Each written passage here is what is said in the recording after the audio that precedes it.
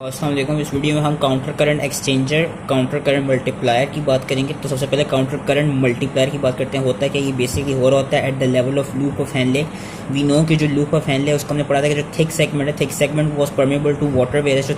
Thin segment was permeable to water, where thick segment was permeable to ions. अब होता है क्या है, इनकी वजह से जो ट्रांसपोर्ट हो रही होती है, जो एब्जॉर्प्शन हो रही होती है वाटर और आयंस की एट द थिन और थिक सेगमेंट रिस्पेक्टिवली, उससे जो मेडुलरी इंटरस्टिशियम होता है उसकी ऑस्मोलैरिटी पे फर्क पड़ता है। और ये फिर आप क्या कहते हैं कॉन्सेंट्रेटेड या डाइल्यूट यूरिन की क्या कहते हैं प्रोडक्शन में हेल्प करता है। होता है कि काउंटर करंट एक्सचेंज नॉर्मली हो रहा होता है और ये hyper osmotic renal medullary interstitium produce करता है। यूजुअली जो जक्स्टर मेडुलरी नेफ्रॉन्स होते हैं वो होते हैं जिनके जो लूप ऑफ हेनलेस होते हैं वो मेडुला के लेवल पे लाई कर रहे होते हैं। होता क्या है कि let's suppose in normal conditions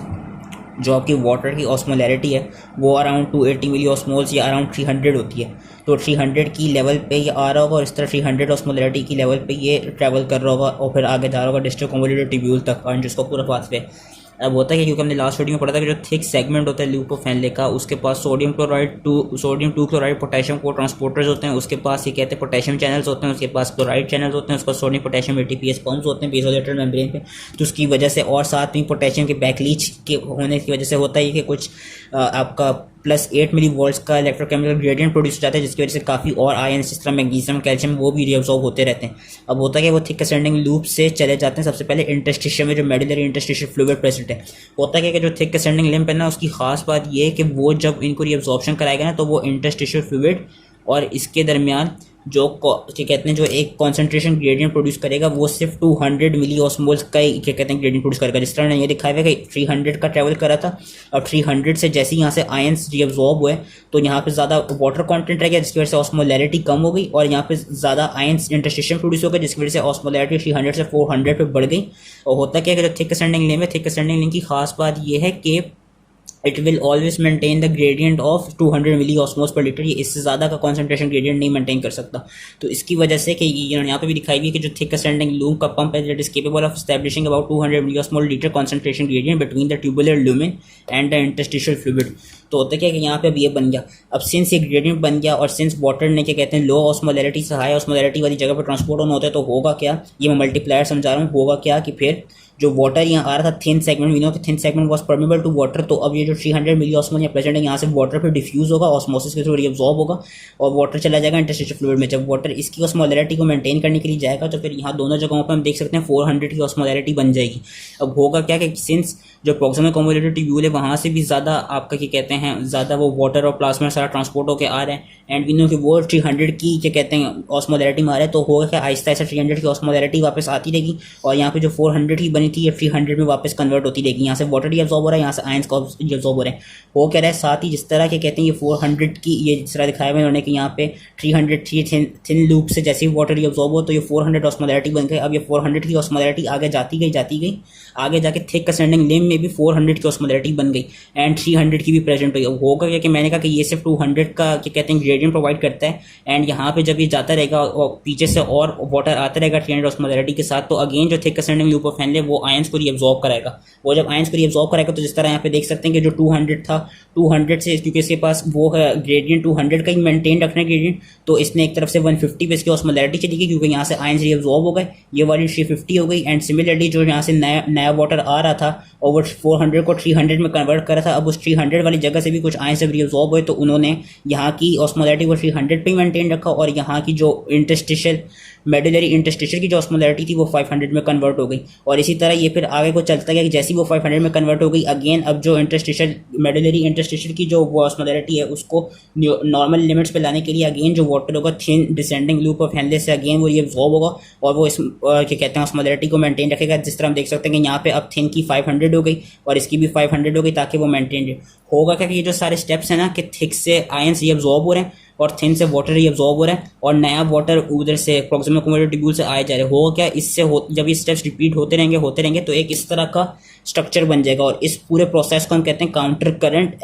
current multiplier की एक तरफ से मल्टीप्लाई हो रहा है। हो क्या रहा है कि जैसी न्यू आयंस जैसी नया वाटर यहाँ से आए जा रहे हैं तो वो ताकि मेडुलरी इंटरस्टिशियल की जो वो ऑस्मोलैरिटी वो मेंटेन्ड है, वो थिन लूप ऑफ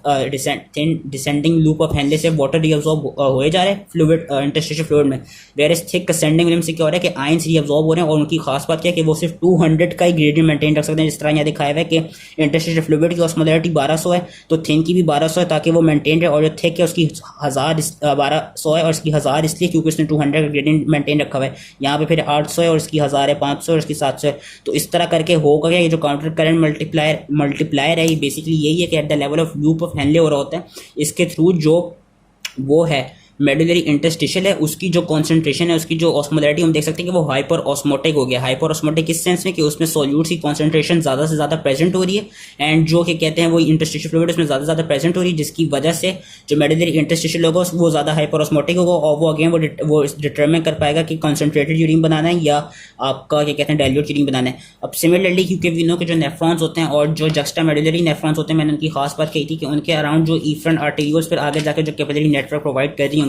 इसको हम कहेंगे वेजा रेक्टा। अब वेजा रेक्टा पे क्या होता है, वेजा रेक्टा पे एक और काउंटर करंट एक्सचेंजर प्रोड्यूस होता है। जो लूप ऑफ हेनले यहाँ पे काउंटर करंट मल्टीप्लायर और था जो मैंने समझाया। अब वेजा रेक्टा के लेवल पे काउंटर करंट एक्सचेंज होता है। बेसिकली होता है कि ये जो आपकी ब्लड कैपिलरीज हैं जो वेजा रेक्टा हैं, जो थिन लूप और थिक लूप के साथ साथ ही वो खुद भी डिसेंड और असेंड कर रही हैं। यहाँ पे ये जो कैपिलरीज होती हैं ये दोनों वाटर और उसके लिए सॉल्यूट्स को परमेबल होती हैं। उन्होंने यहाँ पे दिखाया हुआ है कि ये जो वेजा रेक्टा की कैपिलरीज हैं ये दोनों वाटर एंड सॉल्यूट्स पे परमेबल होती। तो होता है क्या है कि जो थिन लिम्ब होता है, जो कि डिसेंडिंग लिम्ब होता है वेजा रेक्टा का, अब सिंस जो डिसेंडिंग लिम्ब है वेजा रेक्टा का, वहाँ पे क्या कहते हैं 300 का वाटर आ रहा है, एंड जो मेडुलरी इंटरस्टिशियम है वहाँ पे हाइपर ऑस्मोलैरिटी प्रोड्यूस हुई हुई, क्योंकि वहाँ पे ज़्यादा आयंस प्रेजेंट हैं। और होगा क्या कि जो डिसेंडिंग लिम्ब होगा ना उसका वेजा रेक्टा का, वहाँ पे सॉल्यूट्स जो है वो ज़्यादा ट्रांसपोर्ट होने लग जाएंगे। हम देख सकते हैं कि यार 300 का जो आ रही है ऑस्मोलैरिटी इफरेंट आर्टेरियोल से आगे जाके ये बढ़ रही है। ऑस्मोलैरिटी बढ़ क्यों रही है इसके अंदर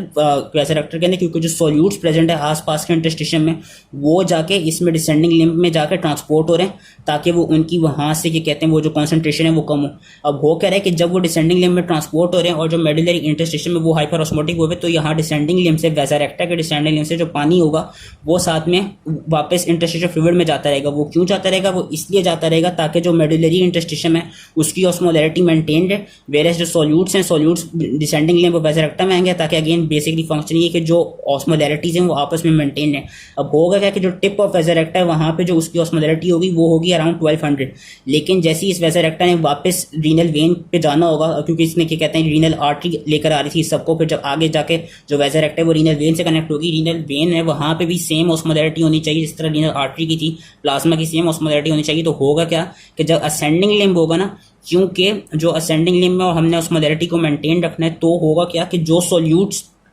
बेसिकली होगा क्या कि जो अब वाटर आयंस मेडुलरी इंटरस्टिशियम में प्रेजेंट है ना, वो साथ में असेंडिंग लिम्ब के अंदर आने लग जाएंगे ताकि वो उसकी ऑस्मोलैरिटी को कम करें। और होगा क्या कि वो जो असेंडिंग लिम्ब है वहाँ से कुछ सॉल्यूट्स वापस इंटरस्टिशियम में ट्रांसपोर्ट होने लग जाएंगे। बेसिकली हो कह रहा है कि जैसे ये असेंड हो रहा है ताकि जो प्लाज्मा है उसकी ऑस्मोलैरिटी मेंटेन रहे, तो हो कह रहा है जो असेंडिंग लिम्ब है वहाँ से सॉल्यूट्स जा रहे हैं वापस मेडुलरी इंटरस्टिशियम में और वाटर जब वापस एब्जॉर्ब हो रहा है। एंड होता है कि ये जो सॉल्यूट्स इंटरस्टिशियम में जाते हैं फिर यही सॉल्यूट्स इंटरस्टिशियम से वापस डिसेंडिंग लिम्ब ऑफ उसके वेजा रेक्टा में चले जाते हैं। तो एक तरफ से हम देख सकते हैं कि जो सॉल्यूट्स हो रहे हैं ये इस तरह एक्सचेंज हो रहे हैं, एंड इस तरह एक्सचेंज होने के साथ साथ ही कुछ सॉल्यूट्स ये अब्जॉर्ब हो जाते हैं और कुछ सॉल्यूट्स ये अब्जॉर्ब नहीं होते। कुछ सॉल्यूट्स आपको ये कहते हैं मेडुलरी इंटरस्टिशियम में ही रहते हैं, ताकि वो जो मेडुलरी इंटरस्टिशियम है उसकी जो ऑस्मोलैरिटी ने मेंटेन रखनी है वो मेंटेन है। तो जो ये वाला मैकेनिज्म है ये है काउंटर करंट एक्सचेंजर। जो पीछे हमने पढ़ा था जो लूप ऑफ हेनले में हो रहा था वो था counter current multiplier, whereas this one जो at the level of vasa recta होता है this is known as counter current exchanger. Exchanger क्यों, क्योंकि जो सॉल्यूट्स है ये असेंडिंग लिम्ब से निकल के वापस मेडुलरी इंटरस्टिशियम के थ्रू डिसेंडिंग लिम्ब में जा रहे हैं, एक तरफ से एक्सचेंज हो रहे हैं और इसी तरह इनकी जो है वो रीअब्जॉर्प्शन हो रही होती है। और जो हमारी किडनीज की खास बात ये कि वो जो सबसे ज़्यादा कॉन्सेंट्रेटेड यूरिन जो वो प्रेजेंट कर सकती है उसकी ऑस्मोलैरिटी अराउंड 1200 to 1400 ही होगी। इसलिए जो वेजा रेक्टा का जो उन्होंने दिखाया है वेजा रेक्टा और जो लूप ऑफ हेनले है उनका जो टिप है वो जो टिप पे जो ऑस्मोलैरिटी होती है वो अराउंड 1200 to 1400 ही हो सकती है, क्योंकि इससे ज़्यादा हमारी किडनीज जो हैं वो यूरिन को कॉन्सेंट्रेट नहीं बना सकती। और अगर ऐसा हो कि आपकी जो बॉडी है बॉडी के अंदर ज़्यादा वाटर प्रेजेंट हो तो वो ज़्यादा डाइल्यूट यूरिन बनेगी, और डाइल्यूट यूरिन बनाने के लिए होगा कि वो आपकी बॉडी अराउंड 50 और मेरी 50 ऑस्मोलैरिटी का भी क्या कहते हैं वो कि जो इसकी जो डाइल्यूट रीजन होगा उसकी जो ऑस्मोलैरिटी होगी वो कम होगी, ताकि अगर ऐसी स्टेट हो कि ज़्यादा वाटर प्रेजेंट हो तो ज़्यादा से ज़्यादा वाटर जो है वो एक्सक्रीट आउट हो जाए। ये था counter current exchanger and multiplier. अब हम बात कर लेते हैं यूरिया के ट्रांसपोर्टर की। जो मैंने बताया था कि मैं यूरिया की जो वो होती है ट्रांसपोर्ट होती है वो मैं इस वीडियो में समझाऊंगा। होता क्या है कि जो आपका यूरिया होता है वो सिर्फ मेडुलरी जो कलेक्टिंग डक्ट्स है वहाँ से रिअब्सॉर्ब होता है। एंड जो यूरिया वी नो कि इट इज़ क्या कहते हैं वेस्ट मटेरियल, तो यूरिया को भी हमने एक्सक्रीट आउट कराना होता है। लेकिन अब ये देखा गया कि जो यूरिया होता है वो भी अराउंड 50% ऑस्मोलैरिटी को कंट्रीब्यूट करता है, कि यूरिया भी क्या कहते हैं जो ऑस्मोलैरिटी होती है ओवरऑल यूरिन की उसमें कंट्रीब्यूशन दे रहा होता है। एंड होता है कि यूरिया अबाउट 50% जो यूरिया होता है वो रिअब्सॉर्ब कराया जाता है मेडुलरी कलेक्टिंग डक्ट से, ताकि जो यूरिन की ऑस्मोलैरिटी है, जो यूरिन की कॉन्सेंट्रेशन है वो एक जितना भी आपने जिस कॉन्सेंट्रेशन का एक्सक्रीट करना है वो उतना मेंटेन्ड है। एंड होगा क्या यूरिया एक्सक्रीट होने के बाद हम देखेंगे जो वो है थिन लूप है डिसेंडिंग हैंडले का, वहाँ से वो वापस रिअब्सॉर्ब हो रहा है। वो क्या होता है कि जब आपकी ऐसी कोई स्टेट आए जिसमें फॉर एग्जांपल जब डिहाइड्रेशन की स्टेट आई हो जिसमें जो वाटर लेवल्स हैं कम हो तो एडीएच प्रोड्यूस होगा। एडीएच का काम क्या, उसने कलेक्टिंग डक्ट से, कॉर्टिकल कलेक्टिंग डक्ट से, डिस्टल कन्वोल्यूटेड ट्यूब्यूल से और मेडुलरी कलेक्टिंग डक्ट से वाटर को रिअब्सॉर्ब कराने ज़्यादा से ज़्यादा एक्वापोरिन 2 चैनल्स के थ्रू, जो पिछली वीडियो में मैंने सारा समझाया था लास्ट में, उसने वाटर को रिअब्सॉर्ब कराने ताकि जो है यूरिन जो वो फिर कॉन्सेंट्रेटेड यूरिन आपका एक्सक्रीट आउट हो और वाटर जो रिअब्सॉर्ब होकर आपका वो डिहाइड्रेशन को क्या कहते हैं सही कर सके। होगा क्या कि साथ साथ जो एंटी डायरेटिक हार्मोन होता है उसके वाटर के रिसेप्टर्स के साथ साथ वो कुछ यूरिया के भी रिसेप्टर्स होते हैं जिनको यूरिया ट्रांसपोर्टर कहते हैं, वो उन पे भी एक्ट करता है। उन पे जो मेडुलरी कलेक्टिंग डक्ट्स होते हैं वहाँ पे यूरिया ट्रांसपोर्टर A1 और A3 होते हैं, उन पे वो एक्ट करके करता है। एक तो वो जो क्या कहते हैं वाटर के चैनल्स हैं उन पे एक्ट करे जिससे वाटर की रिअब्सॉर्प्शन हो रही है। जब वाटर की रिअब्सॉर्प्शन हो रही है तो वी नो कि जो ल्यूमेन है वहाँ पे यूरिया की कॉन्सेंट्रेशन बढ़ रही है। जब यूरिया की कॉन्सेंट्रेशन बढ़ रही है अराउंड 300 to 550 आ रही है। अब हो क्या रहा है कि वो एडीएच ने यूरिया के ट्रांसपोर्टर्स पे भी एक्ट करना है। जैसे ही वो यूरिया के ट्रांसपोर्टर पे एक्ट करा जिस तरह A1 और A3, तो होगा क्या, इन यूरिया ट्रांसपोर्टर A1 और A3 के थ्रू फैसिलिटेटेड डिफ्यूजन जो यूरिया है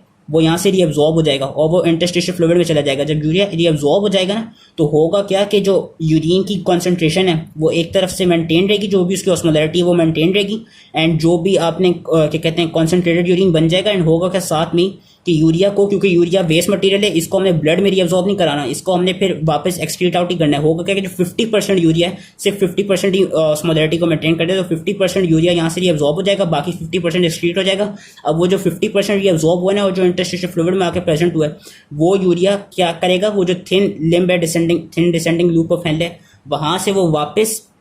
इसके अंदर आपका नेफ्रॉन के अंदर एंटर हो जाएगा। कैसे एंटर होगा, वो एंटर होगा थ्रू यूरिया ट्रांसपोर्टर A2। जो यूरिया ट्रांसपोर्टर A2 है वो भी क्या कहते हैं वो एक तरफ से पैसिव सेक्रीशन करा रहे होते हैं डिसेंडिंग लूप ऑफ हैंडले में। तो बेसिकली हो कर रहा है कि जो यूरिया यूरिन की ऑस्मोलैरिटी को मेंटेन कैसे रख रहा है, वो ऐसे रख रहा है कि जो मेडुलरी कलेक्टिंग डक्ट्स है वहाँ पे ADH के एक्शन के थ्रू UTA1 एंड UTA3 जो ट्रांसपोर्टर हैं वो अबाउट 50% यूरिया को थ्रू फैसिलिटेटेड डिफ्यूजन यहाँ से रिमूव कर रहे हैं। एंड करा क्या रहे हैं कि वो फिर उस यूरिया को जो थिन डिसेंडिंग लिम्ब है हैंडले का, लूप ऑफ हैंडले का, वहां से यूरिया ट्रांसपोर्टर A2 के थ्रू इसको वापस इसके अंदर नेफ्रॉन के अंदर लेकर आ रहे हैं ताकि जो यूरिया है वो मेंटेन्ड है। और एक और चीज देखी गई है कि जो यूरिया है वो सिर्फ मेडुलरी कलेक्टिंग डक्ट पे ही अब्सॉर्ब हो सकता है। जो थिक असेंडिंग लिम्ब है, जो कॉर्टिकल डिस्टल कन्वोल्यूटेड ट्यूब्यूल है और जो कॉर्टिकल कलेक्टिंग डक्ट्स है वहाँ पे ये रिअब्सॉर्ब हो नहीं पाता, क्योंकि वहाँ पे हम देख सकते हैं कि वहाँ पे इसके रिसेप्टर्स भी प्रेजेंट नहीं होते। एंड वहाँ पे क्या कहते हैं अगेन इसके रिसेप्टर्स प्रेजेंट नहीं होते, तो वहाँ पे इन्होंने इसलिए थिक करके दिखाया है कि यहाँ पे रिअब्सॉर्ब नहीं हो पाता। यूरिया थोड़ा सा प्रोक्सिमल कन्वोल्यूटेड ट्यूब्यूल में रिअब्सॉर्ब होता है,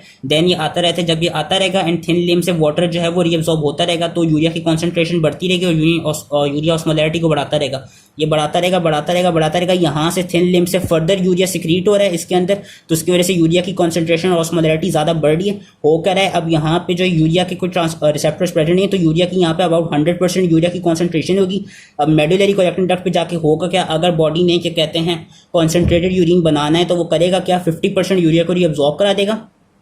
और क्या कहते हैं जो बाकी 50% होगा उसको स्ट्रीट आउट करा देगा, क्योंकि urea we know it's a waste material. So that was related to urea कि ये किस तरह यूरिन की ऑस्मोलैरिटी को मेंटेन करता है। और आपको ये कहते हैं काउंटर करंट मल्टीप्लायर और एक्सचेंजर। अब जो ADH है उससे रिलेटेड कुछ डिजीज होती हैं जिसमें डायबिटीज इंसिपिडस होता है। डायबिटीज इंसिपिडस दो तरह की होती है, एक होती है सेंट्रल और एक होती है नेफ्रोजेनिक। सेंट्रल में क्या होता है कि सेंट्रल में कोई भी आपको क्या कहते हैं हेड का ट्रॉमा होया हो तो उससे होगा कि जहाँ से ADH ने प्रोड्यूस होना था, जो पोस्टीरियर पिट्यूटरी होती है, जो सुप्रा ऑप्टिक न्यूक्लिया होता है जहाँ से ADH प्रोड्यूस होता है, होता क्या है कि सेंट्रल डायबिटीज इंसिपिडस में जो ADH है उसकी सिक्रीशन होती नहीं है, ADH की प्रोडक्शन होती नहीं है, जिसकी वजह से होगा कि जो ADH है वो जो उसके रिसेप्टर्स हैं हैं जो उसके V2 रिसेप्टर्स हैं कलेक्टिंग डक्ट्स पे और क्या कहते हैं कॉर्टिकल कलेक्टिंग डक्ट्स पे, मेडुलरी कलेक्टिंग डक्ट्स पे और डिस्टल कन्वोल्यूटेड ट्यूब्यूल्स है, वहाँ पे वो एक्ट नहीं कर पाएगा। जब वो वहाँ पे एक्ट नहीं कर पाएगा तो जो वाटर है वो रीअब्सॉर्ब हो नहीं पाएगा। लेकिन और जो एक और होती है जिसको हम कहते हैं नेफ्रोजेनिक डायबिटीज इंसिपिडिस। नेफ्रोजेनिक डायबिटीज इंसिपिडिस में क्या होता है कि नेफ्रोजेनिक डायबिटीज इंसिपिडिस में जो ADH है उसकी नॉर्मल प्रोडक्शन हो तो रही होती है, लेकिन उसके रिसेप्टर्स में कोई डिफेक्ट आया होता है। जो उसके हमने एक्वापोरिन 2 रिसेप्टर्स पढ़े थे उनमें कोई डिफेक्ट आया होता है, जिसकी वजह से ये वाले जो एक्वापोरिन 2 थे रिसेप्टर्स जो थे इसके B2 रिसेप्टर सॉरी जो थे उनमें कोई डिफेक्ट आया होता है, जिसकी वजह से होता क्या है कि ये जो ADH है ना वो अपने रिसेप्टर्स पे बाइंड नहीं कर पाता, जिसकी वजह से ADH की प्रोडक्शन तो नॉर्मल हो रही होती है लेकिन उसकी एक्शन नहीं हो पाता, जिसकी वजह से इन पेशेंट्स में जो वाटर है वो रीअब्सॉर्ब नहीं हो पाता। और सेंट्रल क्या कहते हैं इसमें लिखा हुआ है जो सेंट्रल डायबिटीज इंसिपिडिस है उसको ट्रीट करने के लिए हम एक ADH का वो क्या कहते हैं एनालॉग देते हैं जिसका नाम होता है डेस्मोप्रेसिन। डेस्मोप्रेसिन क्या कराते हैं, बेसिकली उसका फंक्शन सेम होता है ADH के थ्रू के वो जिस तरह ADH अपनी V2 रिसेप्टर पे एक्ट करता है, जो डेस्मोप्रेसिन होता है डेस्मोप्रेसिन भी V2 रिसेप्टर्स पे एक्ट करके कराता है कि वाटर की एब्जॉर्प्शन कराता है। लेकिन सेंट्रल डायबिटीज इंसिपिडिस को नेफ्रोजेनिक डायबिटीज इंसिपिडिस से आप डिफरेंशिएट कैसे करेंगे, वो आप ऐसे करेंगे कि जो नेफ्रोजेनिक डायबिटीज इंसिपिडिस है ना, क्योंकि उसमें ADH की जो प्रोडक्शन है वो नॉर्मल हो रही होगी, तो अगर हम डेस्मोप्रेसिन उसमें देंगे भी ना तो होगा क्या, क्योंकि V2 रिसेप्टर्स जो है वहाँ पे डिफेक्ट प्रेजेंट है, होगा क्या कि जो डेस्मोप्रेसिन है वो भी V2 अपने रिसेप्टर्स उन पे एक्ट कर नहीं पाएगा, जिसकी वजह से उन पेशेंट्स में ये देखा जाएगा कि डेस्मोप्रेसिन देने के बाद भी कि जो यूरिन की वॉल्यूम होगी वो कम नहीं होगी, वो बड़ी भी होगी, क्योंकि एंटी डायोरेटिक है, उसने डायोरेसिस को कम कराना है। लेकिन डेस्मोप्रेसिन देने के बाद भी जो यूरिन की वो कॉन्सेंट्रेशन है वो कमी होगी, डाइल्यूट यूरिन ही प्रेजेंट होगा और जो यूरिन की वॉल्यूम होगी वो बड़ी भी होगी। तो इस तरह हम सेंट्रल को और नेफ्रोजेनिक डायबिटीज इंसिपिडिस को डिफरेंशिएट कर लेते हैं। लास्टली मैं एक चीज़ जो बताना भूल गया था, जो प्रॉक्सिमल कन्वोल्यूटेड ट्यूब्यूल होता है, वी नो के जो आपका GFR जो आपका यूरिन है, वी नो कि उसमें जो प्रोटीन्स होती हैं एंड जो ग्लूकोज होती है वो नॉर्मली प्रेजेंट नहीं होती, लेकिन ड्यूरिंग डायबिटीज़ आपको होता क्या है कि जो ग्लूकोज है वो यूरिन में आने लग जाती है। अब जो ओवरऑल एक वो है ना कि कितना ग्लूकोज की जो ब्लड है उसमें कितनी वो होगी, कितनी कॉन्सेंट्रेशन होगी जिसमें वो किडनीज में आने लग जाएं, तो उस चीज़ को हम कहते हैं ट्रांसपोर्ट मैक्सिमम। बेसिकली ग्लूकोज के लिए ट्रांसपोर्ट मैक्सिमम अराउंड, ये इस तरह ग्राफ पे भी दिखाया हुआ, अराउंड 375 में देखा गया कि अगर जो ग्लूकोज का फिल्टर लोड हो कि जितनी ग्लूकोज फिल्टर हो रही हो क्या कहते हैं GFR के थ्रू, अपनी ग्लोमेरुलस के थ्रू प्रॉक्सिमल कन्वोल्यूटेड ट्यूब्यूल में, अगर तो वो 375 मिलीग्राम पर डेसीलीटर तक आ जाए तो होगा क्या कि 375 से ऊपर जितनी भी ग्लूकोज हो रही होगी ना फिल्टर, तो फिर वो यूरिन में आने लग जाएगी। लेकिन ये देखी गई है कि जो थ्रेशोल्ड है, थ्रेशोल्ड कितना है कि अगर प्लाज्मा में ग्लूकोज की कॉन्सेंट्रेशन 200 तक हो और प्लाज्मा में अगर 200 से अबव आने लग जाए तो वो यूरिन में प्रेजेंट होने लग जाएगी। अब एक तरफ से मैं अपनी बात को कॉन्ट्राडिक्ट कर रहा हूँ कि जो ग्लूकोज का फिल्टर लोड है उसको 375 होना चाहिए, जो ट्रांसपोर्ट मैक्सिमम है वो 375 होना चाहिए, वेयरएस अगर प्लाज्मा में ही ग्लूकोज की कॉन्सेंट्रेशन 200 से ऊपर हो गई तो वो यूरिन में आने लग जाएगी, जिस तरह यहाँ दिखाया हुआ है वो यूरिन में आने लग जाएगी। वो क्यों आने लग जाएगी, क्योंकि जो ट्रांसपोर्ट मैक्सिमम होते हैं ना, ट्रांसपोर्ट मैक्सिमम इज बेसिकली क्या कहते हैं the overall transport maximum, it is the about 375 for glucose, it is basically the amount of volume reached when all nephrons, ये बात याद रखनी कि when all nephrons have reached their maximal capacity to absorb glucose. Basically होता क्या है कि जो कुछ आपकी बॉडी में अराउंड मिलियन नेफ्रॉन्स होते हैं, अब कुछ नेफ्रॉन्स के पास जो ग्लूकोज है उसका ट्रांसपोर्ट मैक्सिमम हो सकता है कम हो कंपेयर टू कुछ नेफ्रॉन्स, तो होगा क्या कि जो 375 है वो एक एवरेज ट्रांसपोर्ट मैक्सिमम देखा गया कि जब जो अगर हम ओवरऑल नेफ्रॉन्स को देखें, ओवरऑल नेफ्रॉन्स में 375 से ज़्यादा की कॉन्सेंट्रेशन की ग्लूकोज फिल्टर होने लग जाए देन वो यूरिन में प्रेजेंट होने लग जाएगी। लेकिन होता क्या है कि सिंस कुछ नेफ्रॉन्स का ट्रांसपोर्ट मैक्सिमम ग्लूकोज के लिए डिफरेंट होता है, कुछ के लिए ज़्यादा भी हो सकता है, कुछ के लिए कम भी हो सकता है, इसलिए जो प्लाज्मा में अगर 200 की वैल्यू से ज़्यादा की ग्लूकोज की कॉन्सेंट्रेशन प्रेजेंट हो जाए तो होगा क्या कि उससे फिर जो ग्लूकोज है वो आपकी यूरिन में आने लग जाएगी। तो बस ये एक चीज़ थी, मैंने सोचा कि इसके थ्रू बता दूँ जो मैं पिछली वीडियो में बताना भूल गया था। बाकी that was all related to counter current multiplier and exchanger. I hope easily समझ में आ गया हो एंड थैंक यू।